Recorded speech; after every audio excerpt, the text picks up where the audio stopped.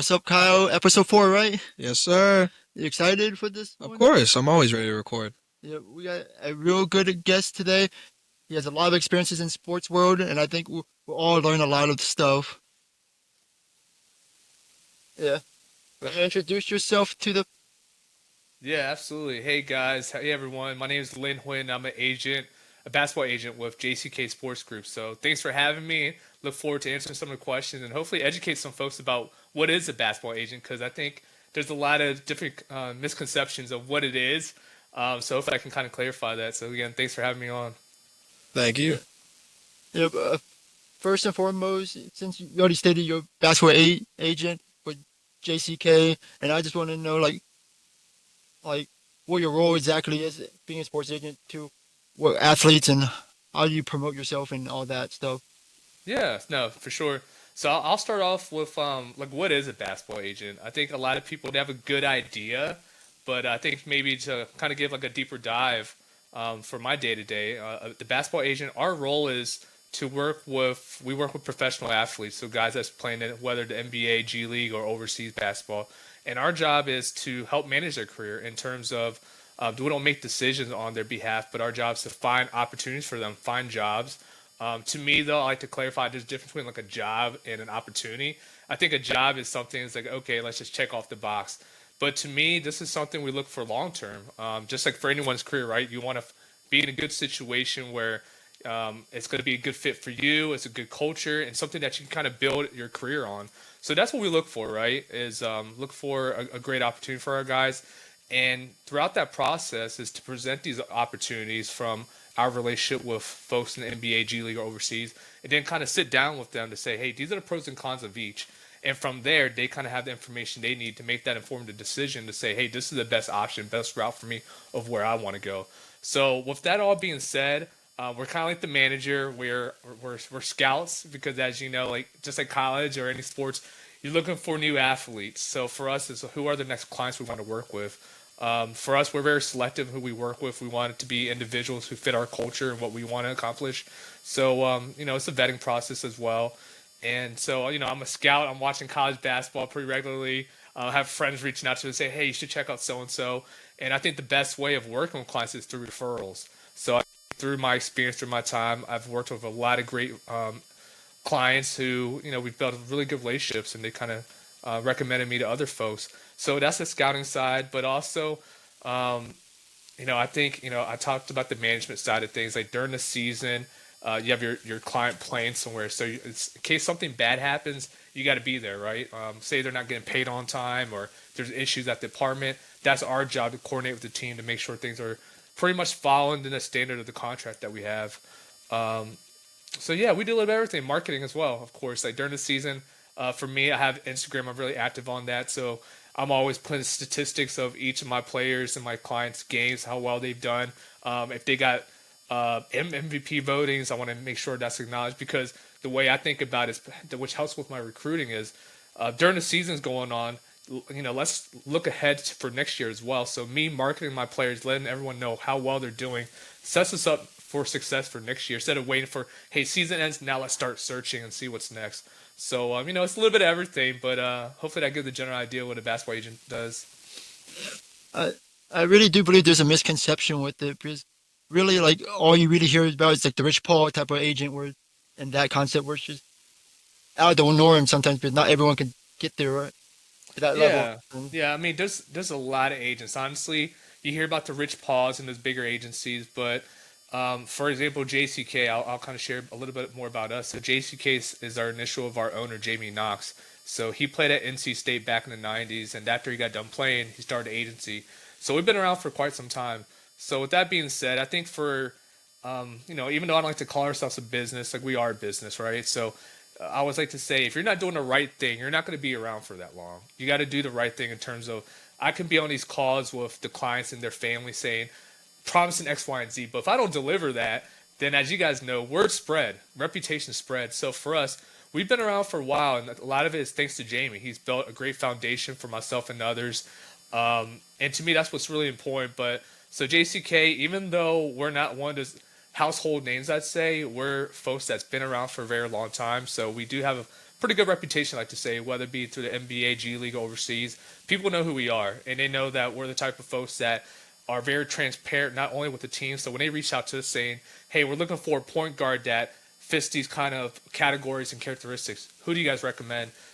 We could be absolutely those type of people say, hey, we have the next Michael Jordan. But when you start doing things like that, again, people was like, I heard this last year. You're not going to be around. So that's why our vetting process of who we work with is important because, again, we represent our clients when we're doing negotiation with contracts and trying to find them opportunities. And if we're the type of agents that's not known to do good business, no one's going to want to work with you. And if you're a player that has a character issue or other issues that people are kind of like wary of, that's going to be reflective of us too, right? So, I say that to say is that our agency, we've been around for quite some time, and I always like to tell folks this, even though we're not a big agency, we're a family-oriented agency, but we have the resources and the relationships of a big agency because we've been around for so long. And I think for any business or any agencies, that's what you strive for. You strive to have for consistency, a good reputation, and that's something we've built, and hopefully we continue that. Yeah, I see you do post a lot of like you mentioned the Instagram shouting out your players. Like I see you just posted Shaq Jules, which Yeah. we both went to Radford University, so we know him. Or Hmm. Daquan Smith, he posts all the time. And then that's Right. Al Ellis or Trevor Keels. Like I see all those big names too. Right. Yeah, to me, it's like again, there's a lot of agents out there, but I think what makes me unique, and I think JCK is just be authentic. Some folks I like to say it's not even an agency, right? It's just some folks in whatever they do in life, that's not who they really are. They kind of put like a mask on. But for me, people see through that, and when you work with these athletes, again, they're looking for someone that understands the industry, that has that relationships. They know the game of basketball, but as they transition from college to the pros, it's a whole different beast, right? Like if they want to get a workout with the Washington Wizards, for example, like some of them might not have that relationship, or overseas. As you guys probably know, overseas basketball, it's something that's really growing. But every single country has a league. Some of them have multiple leagues. It's kind of like sports in the U.S. is Division One, Division Two, Division Three. So you got to think about how much stuff is out there. So that's the benefit of having an agent. And while I'm saying that in vain is you don't need an agent. I think that's a misconception as well. There's players that don't have an agent, but I'd say a lot of folks that usually do take that route eventually get an agent because they realize, it's a lot to do on top of being an athlete, right? Preparing yourself day to day, but then the business side of it. So that's the benefit of it. But to me, I bring up what I just shared because it's important to kind of treat everyone the same in my perception. Like if you're trying to show favoritism or this and that, no one's going to want that because all these guys, they are going to think they're the best, right? And they're going to think that they can outcompete so-and-so. So my job is to market them as well as I can. But at the same time, if there's areas that they can improve on, be transparent with that because if I say, hey, things are doing great, but then end of the year, we're getting feedback from teams. They're like, hey, Lynn, like I thought things were good. And now I'm hearing X, Y, and Z. So, that's my job to kind of, be their motivator, but at the same time, be very transparent on where things are to ensure collectively we can move forward to where we want to go at. Okay, and then I wanted to kind of follow up. What was your background to getting into sports agency? Like, was it college certification? And Yeah. then a follow up on that also is how is it being like Asian trying to get into sports field? Because I know it's kind of not the norm kind of Yeah. situation. Well, it's interesting that we're doing a podcast right now, and it's how I started in the industry was actually through my podcast. So I started a podcast during COVID, and the reason why I did that is, like you guys probably remember, sports was like pretty much shut down. There wasn't much going on, not just sports, just life in general. But sports means a lot to me in terms of just entertainment and just something I did growing up. So I was like, what's a good way to kind of stay interactive with folks while things are kind of shut down, but also have sports going. So I started a podcast while I was interviewing pro athletes, college athletes, just kind of sharing their background, some stories, and kind of what you guys are doing now. Is like, share your story. How can folks kind of follow your footsteps and so forth or learn from you? So I actually interviewed one of our client now, and through there I built a really good relationship with his agent, who is JCK agent. So what people always say, it's always about relationship. So I'll say I have a day job, right? My day job outside of being a basketball agent, even though I spend probably just as much time, and hopefully one day it can be a full time gig. But I think like you guys hit on, you hear about those Rich Pauls and so forth, but a lot of agents, early on, you're not making that type of money. It's gonna take some time, and so.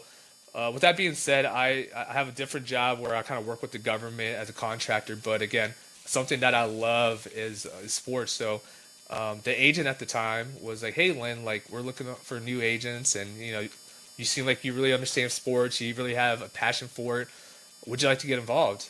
So that's how I got my foot in actually with JCK Sports Group and being an agent.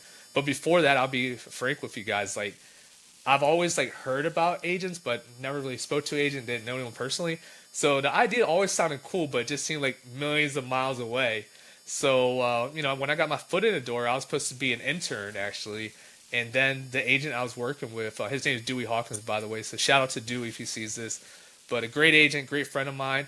Unfortunately, he had some personal things that occurred. So about maybe like a month in, he was like, "Lynn, like."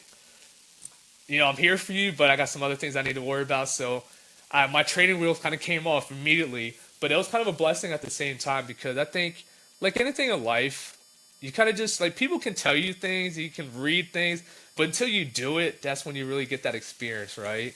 And that's how you really grow. And with that being said, I'm about 3 years in now, but I've learned so much, and a lot of it is kind of just how bad do you want it? You kind of got to be proactive yourself. I know you guys are. Andy, you're very proactive from the time I got to get to know you. You reaching out, being proactive, getting involved, and that's the mindset. You just got to go out there and be okay to hear no, but you just got to try. So whether it's reaching out to NBA teams and them denying you or overseas teams, like you'll reach out to teams they don't even respond back to you. That's just part of the process, but you just got to do it. And when you work with clients, that gets you experience as well, because then you get a good feel of how's the relationship you need to build with them, what type of players fit what type of leagues and countries. A lot of that you can read all you want, but until you do it, that's a big difference. But yeah, there is a certification process as well. So there's 2 certifications you can take. There's the FIBA one, which is for focus just for international contracts, so you can't work with the NBA or G League. And then you have the NBPA, which is that's the NBA, and that does G League, but also that also incorporates overseas as well. So a lot of folks just wait just to take that test, then you can kind of cover all grounds. And that's the test that takes place once a year. You can go to the website and have a lot of information of a lot of Q&A questions that kind of answers what you're like hitting on now. But in terms of like being an Asian American or in the sports avenue, yeah, like you said, Andy, I think us being Asian, we probably have seen it and felt it. You don't see many Asians in basketball particularly, right? You see like in other sports, but basketball is one of the few, and a lot of it's genetics, right? We're not going to be like all these 6'5" guys, 7-footers walking around. There are some, but not often. So I was gonna say my co-host is how he's 6'1" and I'm 5'5". yeah, That's what him try to go toe no, to no, toe. I'm with you, Aiden. I'm like 5'7" on a good day, right? But to me, it's I think it's a blessing and a curse. I think for me, it's always there's a lot of agents out there, so I like to think that there's not many Asian agents, especially from like the U.S.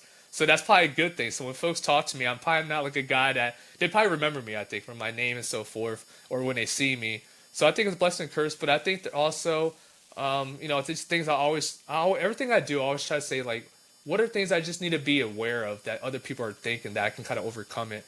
So I think a lot of folks outside of just being, Asian American, I always think about I didn't play college basketball, I didn't play pro, so like why would these guys trust me? So me being Asian, of course I think about that. They're like, who's this Asian guy that's never played this? Like, well, how's he going to help me?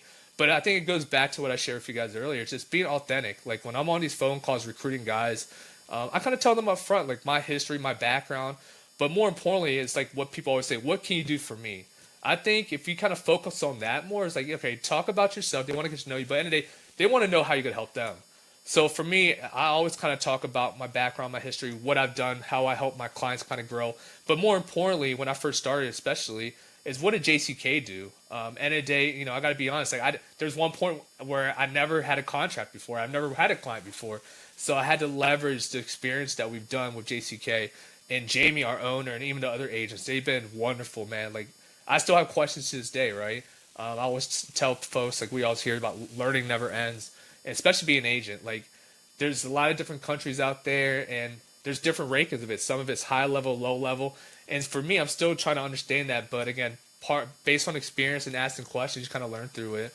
So, but yeah, I think, I wouldn't change anything about myself, Andy, or just being Asian, but it's something that I'm always mindful of. Is like, yeah, like, when I get on camera, they see me, they be like, they might judge me, right? And people say you don't judge people, but when you meet someone, there's an impression that comes out. But I think once they kind of give me the opportunity to talk to them and kind of share who I am, and I think what I'm happy about too is a lot of my clients are through referral as well. I think that means a lot. So aside from race and all that stuff, it's about what can you do. And I think the reputation I've built and what we've built is that we're transparent. We've been doing this for a very long time, and we've helped guys play at the highest level, whether it be at the NBA level or overseas, and that's what really matters. Yeah, I was just say like, I don't know you experience this ever, Kyle, but it's like being Asian. Sometimes like I get doubted. Sometimes like I've been told like going to the flag Oh yeah, football. I've experienced that. What? I've definitely experienced a Well, little bit of it. yeah, Not to the same degree, but just a little bit when it what comes I'm to saying is like basketball. I've been to flag football game where some guy asked me on my own team, "Are you a nerd?" or Oh. "You look like a nerd," or friends tell me you gotta have a certain look to fit in in You just sports need or to get some something. contacts. That's what it is. What? You need to get some contacts when you play instead of wearing the Glasses glasses. or this height or they look at me in sports management class, go like, Hmm. "Oh, he's a smart kid in my class" or something. I get that sometimes. Right. Well, yeah, but I think you're starting to see a change now, right? I think you see more folks, especially in college. Like, there's more like Asians in college sports, so it's more prevalent. And again, like Japan, China, Korea, Indonesia, there's a lot of great leagues overseas, and actually a place where a lot of folks that play overseas want to play at.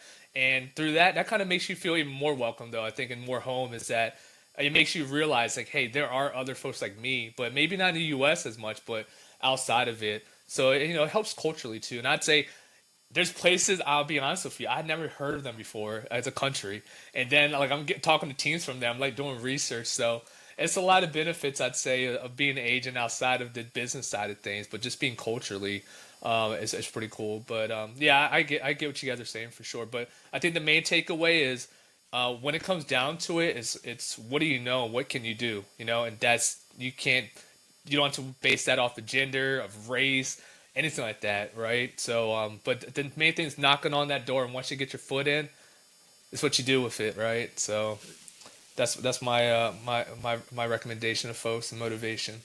Yeah, that's definitely true. Like I think the one of the most notable names, like Jeremy Lin, like where's he playing now? Taiwan is Yep. pretty big. Like even he took a step going overseas after the NBA. Yeah. So I was wondering. So it sounded like you went through like a trial by fire since he had to step away. What Yeah. was like the biggest thing you learned from going from being a fan podcasting to being a sports agent, and then not really having your mentor with you anymore? Yeah. No, it's a lot. I mean, it's again, I'm learning each and every day. And as my players are growing, they're playing higher leagues. These are the first time I'm talking to a lot of these folks for the most part. Where I can remember when I first started, I used to reach out to them, and they're like, "Oh, like okay, like maybe like you don't have anyone that we want right now to work with, but maybe one day." So now I'm at that place where I'm having this kind of type of conversation. I got my seat at the table, I'd say. So I think those are some of the hurdles that it's just again kind of understanding which league is what. Again, every single country around the world has a basketball league. I think that's something that everyone should know. It's again, some of them have multiple, like Division One, Division Two, Division Three, but just like college basketball, right? You have the high major, mid major, low major, overseas the same way. So I had to really understand that because when I'm talking to team, they're like, "Hey, we're looking for a point guard or looking for a center. Can you send me some recommendations?" And when I heard that, I'm like, "I'm gonna send everyone that I'm working with." And there are times where they're like, all right, they're good players, but they're not at this level yet. And to me, I'd be like, all right, I didn't mean to be disrespectful, but so it's things like that you got to know, right? It's like, of course, I think really highly of everyone to work with, but again, I just part of what the process is. If you're looking at EuroLeague, for example, that's like the highest level of international basketball. That's like pretty much the NBA of it, right? They're not going to usually assign a rookie, right? It doesn't matter if you went to Duke or whatever. It doesn't matter. Like you got to work your way in and have experience. So it's just things like that you need to be aware of, and more importantly, going back to like how I stated earlier, it's about the right fit. So even though it might be a reputable name, But you got to know your client. Like, what type of game does he have? He's high tempo. Is he like a pick and roll guy? What's his game? Because you want to make sure it matches the league he's gonna play at. Every single league, a lot of the time, is different. A lot of teams are different, right, based on the coaching strategy. So those are things that I'd say, as an agent, you got to be more aware of. Whereas you're a fan, you're just like, hey, who's scoring? That's all you really care about, who's winning. But overseas basketball, more competitive, or just NBA, they're looking at everything, right? They're looking at, all right, if you shoot the three ball well, but how do you shoot in the corner? How do you shoot in the top of the key?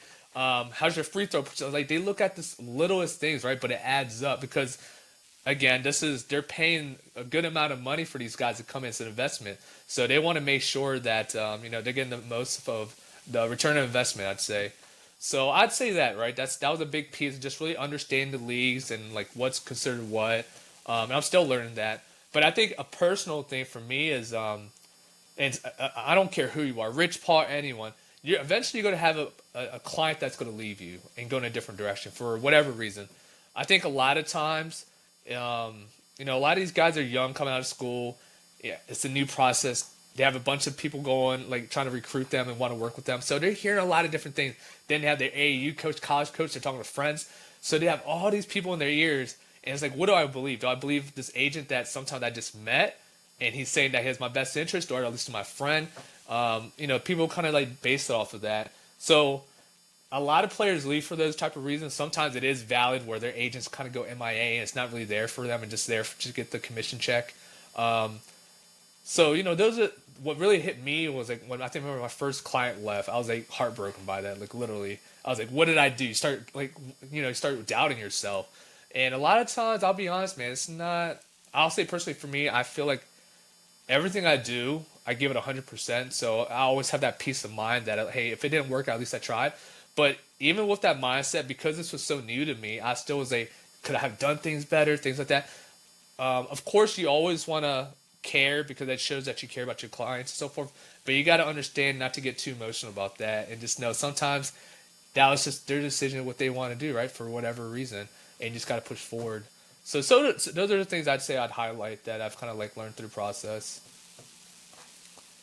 Yeah, I had a question about, like, since you talk about helping players get their money and all that too, I want to talk about, does NIL affect any of it, since it's the most controversial college basketball or sports topic nowadays? Does that Yeah. affect players going overseas or even going to G League because they could possibly be making less money? Yeah. No, NIL, as you guys said, man, it's changing. It's a game changer for sure. And I'd like to say it's a wild, wild west right now because even though it's been around for a few years now, I mean, it's still a lot of unknowns to it. That's why you hear about it. It's like you hear someone leaving. Like, there's guys like transferred 3 different schools in 1 year, like before they actually sign and start the season. People are leaving each and every year, and guys are making the X amount of money. For me, I'll say this: like NIL, I think it's a good thing because I mean, as we all know, like these universities make a lot of money, especially these power schools, Power 5 conferences, and so forth. And these kids at the time, they're not making much. They're like starving at the time. Like they're not getting much out of it. So I'm glad that there is there. But I feel like there needs to be some type of balance. Right now, it's just like went 0 to 100 pretty much. So hopefully, eventually, there's something that's more structured. But in terms of like being an agent, I definitely see the impact even on what I do day to day. For example, with guys having extra years of school because of COVID, what happened? They usually got eligibility more, or guys who could graduate, but nowadays they want to stay longer. You know why? Because they're making money. And a lot of times you're making more money now than you will overseas. For example, overseas, a lot of times you're going to be starting pretty minimal. So a lot of guys like, why am I in a rush? Just stay extra year. So for me, it impacts my recruiting because there will be guys I'm talking to, and then like my mindset is like, all right, they're going to graduate this year. Turns out they have another year eligibility, and they're like, I'm taking that ASAP. And a lot of times they're just transferring schools. So sometimes the relationship's different there because when they go there, you don't know who they meet, so forth. So that's why you guys probably heard about too the NBA draft this year. This is like the lowest number of guys that's in the draft pool than the past because guys are staying. And I think another thing when I talk to players is always a good level setting, and I get where they're coming from, but especially guys coming from like a Power 5 school, when they get the first contract that's like offered to them overseas, they're like, wait, this is how much I'm gonna make? Like, where's the rest of it? because they're making more money in school at the time than they are. But I always remind them, and it's the same thing for like a lot of fields. Is your first job is usually not gonna be your last, and it's not gonna be the most money, but it's your foot in the door. So those are the things I definitely see in terms of like less guys coming pro or not in a rush of it. And then just kind of level setting with the guys about the money because their expectations what they made in college a lot of times, and it is going to be less at least your first year. So I definitely see that, but yeah, it's definitely Wild Wild West and Big Beast though. Yeah, I was gonna say the biggest shock to me was like for G League players that aren't on two-way contracts, what the average salary for them after taxes is insanely lower than I thought it would be. Yeah, that's the thing about the G League, right? Like, I mean, before it was the G League, you guys might know this too. It's called the D League, Development League.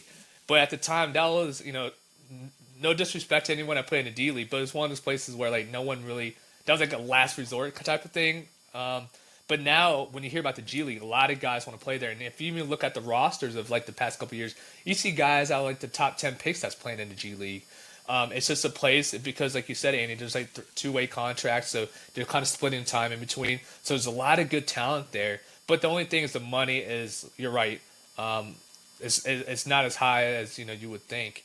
So that's a trade-off that some guys even have too. So some guys like, you know what, I want to take the G League route because it is the closest thing to the NBA. If I do well, ideally I can kind of break that door down a little bit easier. Not that you can't overseas, but once you're overseas, that's just one of the things like out of sight, out of mind, right? Sometimes you're a little further out, or if the Washington Wizards have someone injured, who are they going to call? Someone overseas or someone on the G League? Likely in the G League. So there's a trade-off there, but likely if you go overseas, a lot of times you might make more money or just as much, but then you're living somewhere everything else is paid for. And that's something else I could probably add too. Like when you're in the G League, they'll cover your housing, but you're still getting tax, and a lot of times you got to pay for everything else. Whereas overseas, majority, like all the time, your housing's covered for. Sometimes meals are covered for, sometimes they're not, but a lot of times they are. And then usually they give you cars, sometimes they don't. You still pay tax too. I think that's a misconception people have. You still got to pay tax overseas, but it's not as much because over there, the contract will say net after the number, which means they cover tax, but that's the tax over there. You still got to pay some tax when you get back to the States. So it's just pros and cons to it. But I would say the way NIL has really impacted the G League, I would say the most is the G League Ignite, right? That used to be the team that was more of like, hey, if you want to maybe go in college for 1 or 2 years, go to G League Ignite, and they're really going to groom you up. They got rid of that, right? It's no longer a team because NIL guys are staying and not going to the G League and so forth. So that's the big impact there. Yeah, I was seeing like a lot of G League Ignite players in the past move up to the NBA draft and get drafted to the NBA, but or is it this is the first year they got rid of it, right? I believe. Yeah, this past season there was not the G League Ignite. Yep.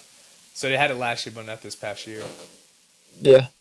Yeah, and do you think that brings more people's attention to go overseas and go like this is a valuable option versus going to G League nowadays? Yeah, I think it's just more of a preference, all right? There's a lot of guys, like I'll say even I had some clients that went overseas this past year as rookies, and they had really successful years, and they want to pursue the G League route, which is great. So there's a lot of guys that still want to do that, and there's guys out of college that still want to do that as well. Because one of the things I always kind of remind them, and this is just the standard is like the NBA, they're looking for younger guys, right? So if you want to sign with an NBA team, more than likely they want you to be young so they can groom you. So I always tell guys, you want to take that route, do it sooner than later, because it's not that you can't do that in the future, but again, they're looking at age, right? That does play a big factor. Like I'm looking at it like where they tell Cooper Flag like there's a rumor where he was gonna go back to Duke and play, but they told him you gotta go to the draft or your draft stock might go down. Or you see like even OKC Thunder, their average age is pretty young on their team. Like the Yeah. oldest Alex Caruso, and he's really not that old of a player. Yeah. And what kind of success they're having versus some of those teams with some older guys where their success isn't there. Like look at how the Lakers played. I'm not saying they're a bad team, but Right. their success wasn't there, and they have older players on their team. Yeah. It's definitely a younger league, right? And I think that's in basketball for sure, but any league you're referring to, they're always trying to look for younger guys that they can groom and have longer contracts with. So I think it just depends on the preference of the individual. There's some guys who are still young that just go overseas because I think they're telling themselves like, yeah, everyone's dream of a basketball player in the States or anywhere is to go to NBA. But it's at some point in time, I think he kind of realized, you know, what is the reality? Like, what is long term for me? If I go overseas now, then I kind of get a jump start already, where I'm kind of building that path where you try to G League or NBA. It's not that you can't, but it's a totally different type of basketball, totally different culture. So I think it just depends on you as a preference. I always tell guys there's no right or wrong to it.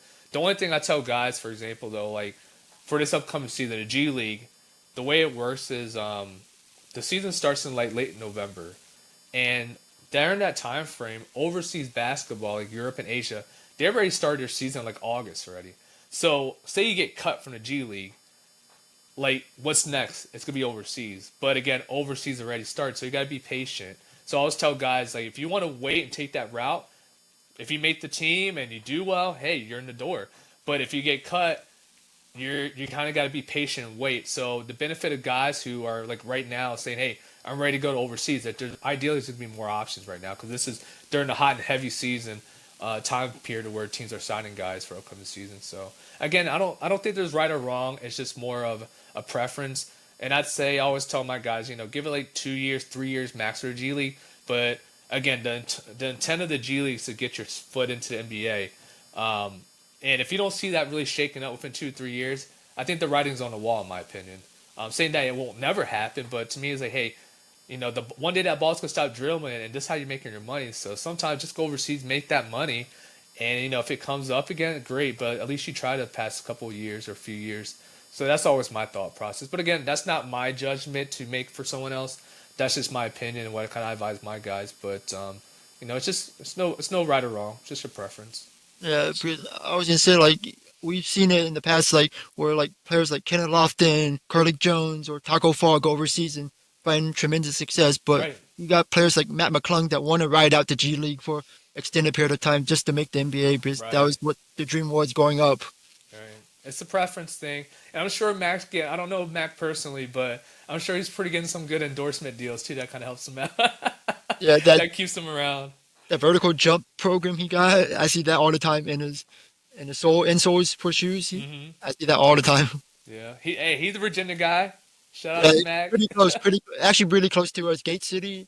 It's Hmm. only within like 2 hours from us, I think. I remember, I'm like dating myself. I think I graduated a couple years. So I graduated 2012 from Radford. So dating myself right now. But I think at that time, Mac was about to go to college. And I remember he played, I think it was some playoff game for Virginia State. It's during the state run, right, to go to get states. And he played at Radford. And I remember seeing that. I think there was a tournament being done at Radford University. That was pretty cool to see. Yeah, I had a guy that I played club tennis with, and he was a freshman when I was a senior. And he was telling me, I seen that game. I went back in the Oh, he day. was there? Yeah. And he was Okay. there was so cool because he's a Radford native too. He grew up there, so he was there at the time. Right. No, that's awesome. Yeah. So I was wondering how you go about like having those tough talks with your clients about maybe we should pursue this instead because it's not really what they want to hear, and like what's the mindset to go into those just Yeah. to get done like over with. Yeah. No, to me, it's what people say is like if you stay ready, you don't need to get ready. It's the same thing about those tough conversations. Some people, man, like they're thinking all night about it, can't sleep. They're like, how do I pursue? But to me, from day one, it's all my mentality of my relationship is always communication. Communication builds trust. I'm always transparent with my guys. Even when the first time I talked to them, they, hey, we just literally just met. So I don't expect you guys to fully trust me. I get that. But as time goes, you'll realize that I'm actually in this for you guys, and I want the best for you guys. And I always tell my guys, it doesn't matter what time, what day, call me, text me, and if I don't pick up, I'm probably doing something, but I'll call you back ASAP. And they've seen that, and with that, it shows trust. And I think throughout the season, they see me posting them throughout the season. They see that I'm actually watching them and tracking. I'm not like an agent where, hey, you got an opportunity, hit me up when you need me. Besides that, do what you got to do. Like I'm really engaged and I'm very aware of what's going on. So they know that. So because of that, when we have to have these conversations or I'm giving feedback, they know it's coming from a place of me watching them, me understanding their game, and not just trying to pick something out of the blue, just kind of give it a hard time. So I think we have that trust already. I would like to say all my clients now we have our individual trust amongst ourselves because they know it's coming from a good place. And I always tell them, I was like, hey guys, this is just my recommendations based on past experience, what I'm hearing from coaches and GMs. Um, you know, I just want to let you know because it's only going to help you in your career. End of the day, however you guys want to maneuver, my job is here to help you guys, not make that decision. So I think they appreciate that. So they know, like, I'm not pressuring them, but I care enough to really share my thought and opinions. Whereas there's some people out there, not even just agents, right, but just human beings, where they're trying to make decisions on people. It's like a parent telling their kid to do something. Most of the time, you're going to do the total opposite. So for me, it's just like, like I'm always going to give my thought process because I think that's my job based on my experience. That's why they want to work with me. Else, they're like, why are you here if you can't share your opinion and thoughts with us? So, but there's ways of delivering. I always say, it's not what you communicate, it's how you communicate it. So to me, it's, hey, it's nothing new, guys. We talk regularly. This is just what I'm thinking, but sleep on it, think about it, and whatever you want to do, I'm 100% supportive. But last thing is, is know the pros and cons of it. I always tell my guys, like, if you want to do this, if I don't agree with it, I'm like, hey guys, I don't agree with it, but your decision, just know the pros and cons. So if it does happen, you can't point your finger at me all the way, or at least more importantly, like, help yourself out. Like I said, everything I do, I'm always thinking about what's the worst that can happen. Not that I want to be pessimistic, but then I don't need to make that mistake. Like people say, learn from other people's mistake. Learn from your mistake. I'd rather learn from people's mistake than having to learn from my own, right? Because that's time and effort involved. So that's the way I kind of treat things. Like, hey, just put it in your head, just know what could happen, and if you're okay with that, do it then. That's all you got to do. But don't wait till that happens. Like, man, I wish we would have thought of that, or man, I regret this. That's why everything I do, I don't regret because I'm already thinking what could happen. So if it doesn't happen, unfortunately, I already know it, right? And I'm just like, that's fine. Now, what are we going to do to solve it? Let's move forward. So that's what makes those conversations easy for me, I'd say, and with my client. It's that it's ongoing conversations constantly. Yeah, there's something that I'm curious about just from seeing you graduated from Radford, seeing how was basketball, the athletics department basketball at the time when you were in school versus when we went to school with Darius Nichols and then the future of the school with the new coach now. Are you Yeah. excited for it? And how has everything evolved since your time? Yeah. So I don't know if you guys know this, but I was actually a student manager for the basketball team. Same thing. Like when I came to Radford, that wasn't my goal. That wasn't. I remember I was at Peters Hall. You guys probably know Peters Hall. Love that building. My sports management right there for me. Yep. Okay. So I mean, it's a rec center, right? Pretty much for the students. At the time was. Now I know there's a new building, but at the time that was the building. So I remember I was playing some pickup games, and I met a student manager at the time, and we're just chopping it up. I had no idea who it was, and I was just telling him I'm a freshman. I want to find maybe something to get some additional income in and financial aid assist with. He was like, hey, we're looking for student managers. I'm like, I have an idea what that is, but I love basketball. Hey, let's do it, right? So I was going to volunteer to start off with trying to get my foot in the door. And I was like, hey, man, I was like, I've always loved basketball, and this is a way for me to kind of be as close on the court as possible, being a college athlete. That sounds great. So my first year was really unique.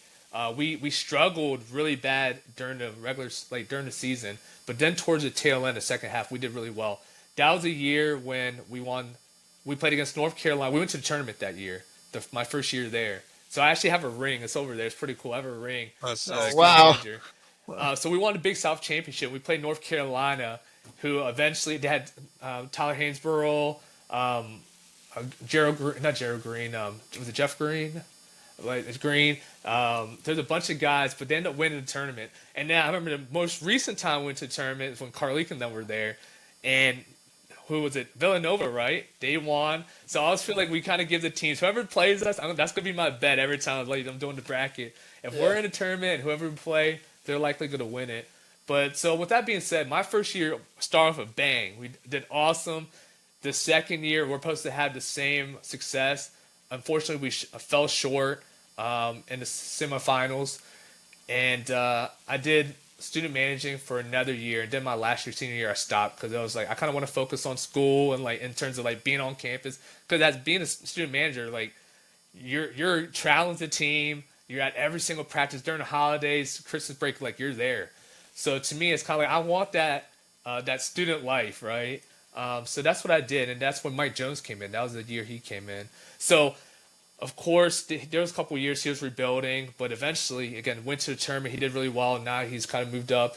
And then Darius, the same thing, right? He's kind of took that, rebuilt it in his fashion, done a great job. Now he's at LaSalle. So what I've seen with Radford is a lot of growth for sure. Like the facility has changed in terms of upgrades, even the jerseys. When I was there, like it was like oversized jersey. You're just kind of wearing it. So I've seen the maturity of the program, but also the talent, man. Like we had Brian Antoine Wright, who was McDonald's All-American that Darius was able to recruit.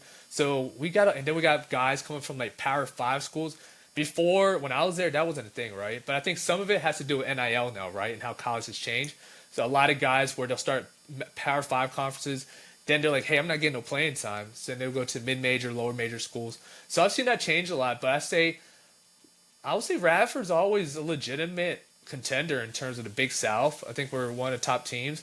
And then, as we've seen in recent years, we're beating these Power 5 schools. Like when I was in school, that wasn't really happening. But now when we play against these top tier schools, I'm like, we have a chance, and we've shown that. So it's been exciting, but I've definitely seen some growth in terms of just the facilities and everything like that, but also the skill set that we have coming in.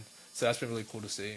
Yeah, I was just said the past season I worked with the team and everything, shooting video and photos with them, and I've seen players from like, what was it, Stanford, like, what was it, Joris Moss, and then SMU player, what was it, Xavier Foster, Yeah.